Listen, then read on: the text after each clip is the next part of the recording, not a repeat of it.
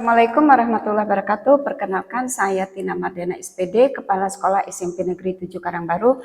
Pada kesempatan ini saya akan berbagi praktik baik di sekolah saya dengan judul Mendaki Bersama di Pedalaman untuk Mewujudkan Transformasi Karakter Guru dan Karakter Siswa.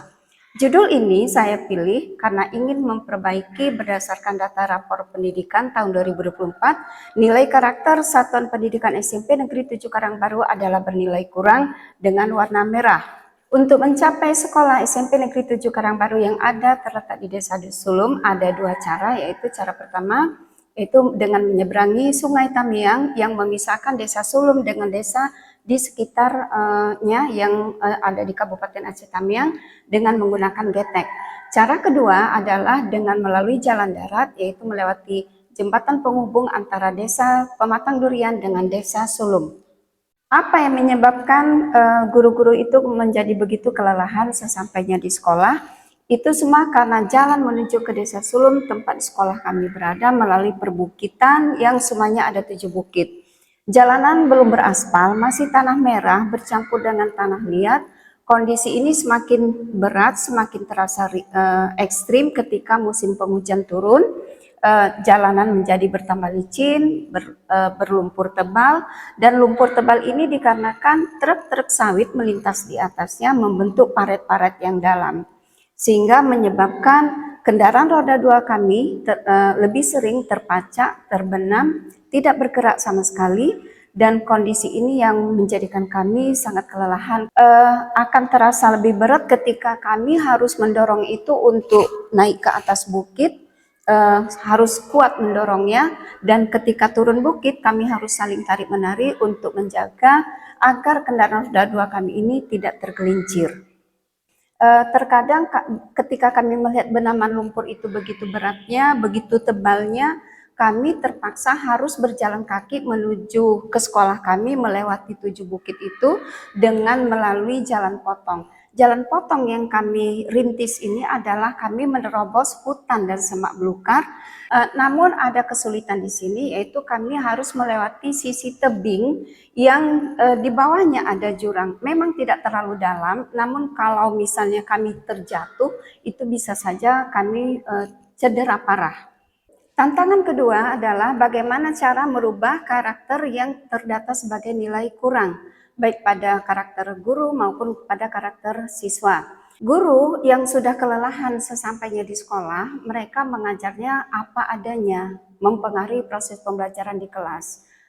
Tidak ada upaya untuk memberikan pelayanan terbaik kepada peserta didik. Di sisi yang lain, untuk peserta didiknya, anak-anak sulum yang mereka tidak pernah keluar dari Desa Sulum, mereka bersikap apatis terhadap proses pembelajaran. Mereka tidak peduli dengan belajar, tidak penting bagi mereka itu belajar, tidak penting bagi mereka itu prestasi. Langkah pertama adalah saya membuat rapat bersama Dewan Guru dan staf tata usaha. Kami bersepakat untuk melakukan perubahan visi dan misi sekolah. Perubahan ini dimaksudkan adalah untuk bisa lebih sesuai dan lebih relevan dengan situasi terkini, agar bisa kami memperbaiki kekurangan, kelemahan, dan segala sesuatu yang sifatnya negatif yang ada pada sekolah SMP Negeri 7 Karangbaru, agar kami bisa memberikan pelayanan terbaik kepada peserta didik. Langkah berikutnya, saya merancang program untuk perbaikan karakter guru dan peserta didik dengan membentuk 2 program, yaitu program pengembangan karakter guru dan program pengembangan karakter siswa. Untuk pengembangan karakter guru, saya membentuk komunitas belajar. Nama yang saya berikan adalah Komunitas Belajar SMP Negeri 7 Karangbaru Pasti Bisa. Ini dilakukan adalah untuk bisa memperbaiki karakter guru-guru dan juga memperbaiki kualitas pembelajaran mereka bersama peserta didik di dalam kelas masing-masing. Materi yang telah pernah saya berikan di komunitas belajar adalah dibagi menjadi 2 kelompok, yaitu materi untuk perbaikan kualitas pembelajaran dan materi pengayaan. Untuk materi pengayaan, saya memberikan materi bagaimana cara membuat menulis cerpen yang baik. Menulis cerpen yang baik ini saya berikan adalah untuk penguatan literasi kepada si guru yang berdampak positif kepada peserta didik, di mana mereka nantinya akan belajar menulis, kemudian diambil dari kehidupan sehari-hari, bersama peserta didik, bagaimana mereka menemukan masalah, menyikapi masalah anak, kemudian memberikan solusi terbaik kepada si peserta didik yang nantinya berdampak kepada hasil belajar yang positif kepada si peserta didiknya. SMP Negeri Karang Baru pasti bisa, cerdas, hebat, juara. Program berikutnya adalah program pengembangan karakter peserta didik. Ini dibuat adalah untuk bisa memperbaiki karakter peserta didik yang terdata kurang dengan kita rancang program-program yang bisa memunculkan atau bisa membentuk karakter positif pada peserta didik, yaitu dengan beberapa program, diantaranya yaitu yang pertama program kewirausahaan berkebun, kemudian program tahfiz Quran, yang ketiga program pencak silat, yang keempat adalah program pembinaan dan pendampingan OSN, dan yang kelima adalah program sholat zuhur berjamaah dan membaca Yasin.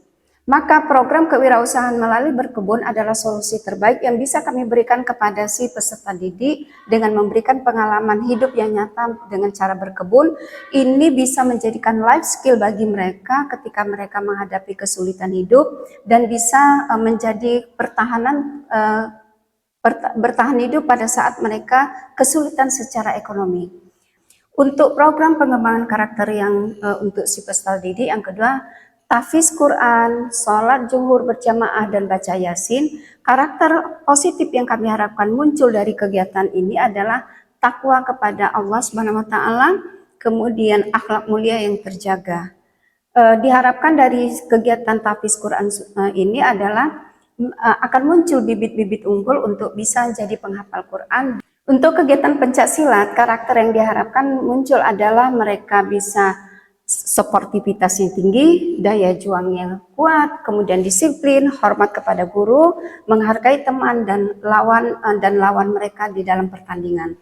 Untuk program pembinaan dan pendampingan OSN, program ini dibuat untuk bisa mengetahui kemampuan daripada anak-anak di bidang sains, dan pembinaan ini dilaksanakan sepulang sekolah 1 minggu sekali. Setelah setahun dilakukan perbaikan di sana-sini, ada terlihat peningkatan nilai karakter pada Satuan Pendidikan SMP Negeri 7 Karangbaru yang di tahun 2025 ini terlihat menjadi warna kuning, berarti nilainya sedang.